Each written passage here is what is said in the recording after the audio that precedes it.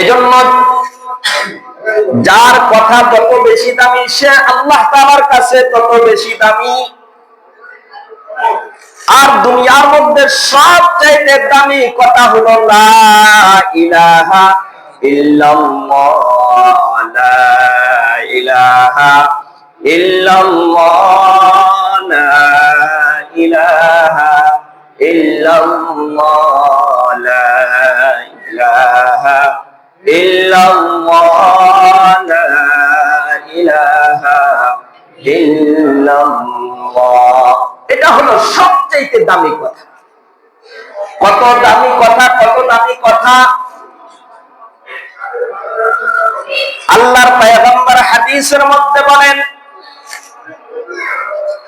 মুসলিম শরীফ 26 নম্বর হাদিস, عن أبي هريرة رضي الله تعالى عنه أنه قال قال النبي صلى الله عليه وسلم من مات وهو يعلم أن لا إله إلا الله فدخل الجنة।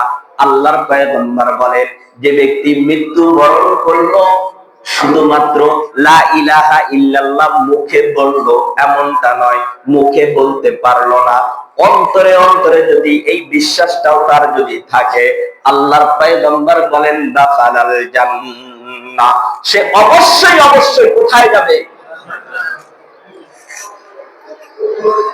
আরেক হাদিসের মধ্যে বলেন, মান কানা আখিরু কালামিহি লা ইলাহা ইল্লাল্লাহ,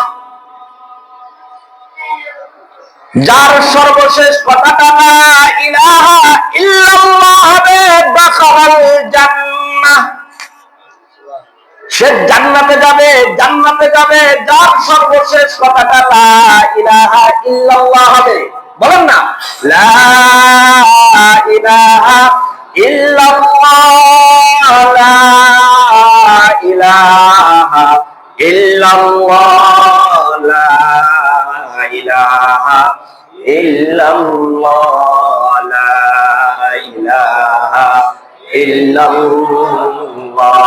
এজন্য আল্লাহর পয়গম্বর হাদিসের মধ্যে এমন এমন দামি দামি কিছু কথা শিখাইয়া দিয়েছেন, যে কথাগুলি, শব্দগুলি অত্যন্ত সংক্ষিপ্ত, কিন্তু এগুলার দাম আল্লাহ তাআলার কাছে এত বেশি, এত বেশি, এত বেশি। আল্লাহর পয়গম্বর এক হাদিসের মধ্যে বলেন, যে ব্যক্তি সকালে অথবা সন্ধ্যায় 100 বার বলবে সুবহানাল্লাহি ওয়া বিহামদিহি, বলেন না, বলেন না, বলেন না, সুবহানাল্লাহি ওয়া বিহামদিহি, সুবহানাল্লাহিল আযীম, সুবহানাল্লাহি ওয়া বিহামদিহি, সুবহানাল্লাহিল আযীম, সুবহানাল্লাহি ওয়া বিহামদিহি, সুবহানাল্লাহিল আযীম। আল্লাহর পয়গম্বর বলেন, যদি কোনো ব্যক্তি যদি দিনের কোনো ভাগের সকালে অথবা সন্ধ্যায়, কোন কোন বর্ণনা আছে সকালে 100 বার, বিকালে 100 বার, কোন কোন বর্ণনা আছে দৈনিক 100 বার, কোন ব্যক্তি যদি বলে সুবহানাল্লাহি ওয়া বিহামদিহি, সুবহানাল্লাহিল আযীম, আল্লাহর পয়গম্বর বলেন, আল্লাহ সুবহানাহু ওয়া তাআলা ওই বান্দার জিন্দেগীর সমস্ত আমলগুলোকে মাফ করে দিবেন, মাফ করে দিবেন। আল্লাহর পয়গম্বর বলেন, তার গুনার পরিমাণ যদি ওয়াইন কানা মিসলু জাবাদিল বাহর, বলে তার গুনার পরিমাণ যদি সমুদ্র ফেনা পরিমাণও যদি হয়, তবু আল্লাহ তাআলা তার গুনাহগুলিকে মাফ করে দিয়ে তাকে মর্যাদাবান বানাইয়া দিবে। বুখারী শরীফের সর্বশেষ হাদিস, বুখারী শরীফের সর্বশেষ হাদিস, যে হাদিসের মাধ্যমে বুখারীর সমাপ্তি টানা হয়েছে।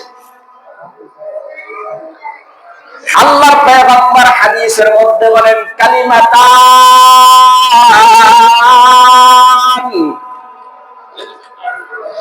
আল্লাহর পয়গম্বর বলেন, দুটি বাক্য, দুটি কথা। কয়টা কথা? আমার সাথে সাথে বলেন না, কয়টা কথা? কালিমাতান হাবিবাতান ইলার রহমান, রহমানের কাছে বড় প্রিয় দুটি বাক্য আছে, দুটি কথা আছে। এ দুনিয়ার মানুষ আমরা সময়টা কাটায় দুনিয়ার আজে বাজে কথা বলে বলে, চায়ের স্টলে আড্ডায় কথা বলে, অনেক সময় সলসাতুরি, মিথ্যার সলসাতুরির আশ্রয় নিয়ে বিভিন্ন গল্প গুজবের মধ্যে মেতে থাকি। এই সময়টা যদি বাজে কথাগুলি না বলে যদি মুখের মধ্যে উচ্চারণ করতে পারতাম সুবহানাল্লাহি ওয়া বিহামদিহি সুবহানাল্লাহিল আযীম সুবহানাল্লাহি ওয়া বিহামদিহি সুবহানাল্লাহিল আযীম।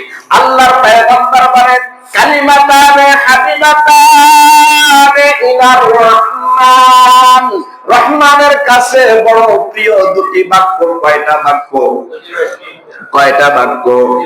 দুটি বাক্য, দুটি শব্দ বড় আল্লাহর কাছে প্রিয়। কয় আল্লাহর কাছে যেহেতু বেশি প্রিয়, বাক্য দুটা মনে হয় অনেক বেশি কঠিন হবে। আল্লাহর পয়গম্বর বলেন খফিফাতানে আলাল লিসান, না না না উম্মত না, জবানে উচ্চারণ করতে বড় সহজ, একেবারে সহজ। ছোটরাও পারবে, বড়রাও পারবে, ছোটরাও পারবে, বড়রাও পারবে, শিক্ষিত পারবে, অশিক্ষিতরাও পারবে, গ্রামের মানুষ পারবে, শহরের মানুষ পারবে, সব শ্রেণীর মানুষ বলতে পারবে। পবিত্র অবস্থায় বলতে পারবে, অপবিত্র অবস্থায় ওযু নাই তাও বলতে পারবে। ওযু লাগবে না, ওযু লাগবে না, চেয়ারের মধ্যে বসে আছে বসে বসে বলতে পারবে, শুয়ে আছে শুয়ে শুয়ে বলতে পারবে, রিকশায় বসে আছে রিকশায় বসে বসে বলতে পারবে, গাড়ির মধ্যে বসে আছে বসে বসে বলতে পারবে, রান্নার কাজে ব্যস্ত তাও বলতে পারবে, হাতের কাজে ব্যস্ত তাও বলতে পারবে, যে কোনো হালতের মধ্যে বলতে পারবে। বলে দুটি বাক্য আল্লাহর কাছে, রহমানের কাছে বড় প্রিয়, জবানে বড় বড় সহজ, একেবারেই সহজ। বলে জবানে যেহেতু সহজ, তাইলে মনে হয় নেকি নাই, সওয়াব মনে হয় কম। আল্লাহর পয়গম্বর বলেন উম্মত না, নেকির দিক থেকে, সওয়াবের দিক থেকে মিজানের পাল্লায় বাক্য দুটি বড় ভারী। সাকিলাতানে ফিল মিজান। আল্লাহর পয়গম্বর বলেন কালিমাতানে হাবিবাতানে ইলার রহমান খফিফাতানে আলাল লিসান সাকিলাতানে ফিল মিজান। দুটি বাক্য আছে, যে দুটি বাক্য আল্লাহর কাছে, রহমানের কাছে বড় প্রিয়, জবানে বড় উচ্চারণের সহজ, আর মিজানের পাল্লায় বড় ভারী। বাক্য দুটি কি? বলেন আমার সাথে সবাই বলেন সুবহানাল্লাহি ওয়া বিহামদিহি সুবহানাল্লাহিল আযীম সুবহানাল্লাহি ওয়া বিহামদিহি সুবহানাল্লাহিল আযীম।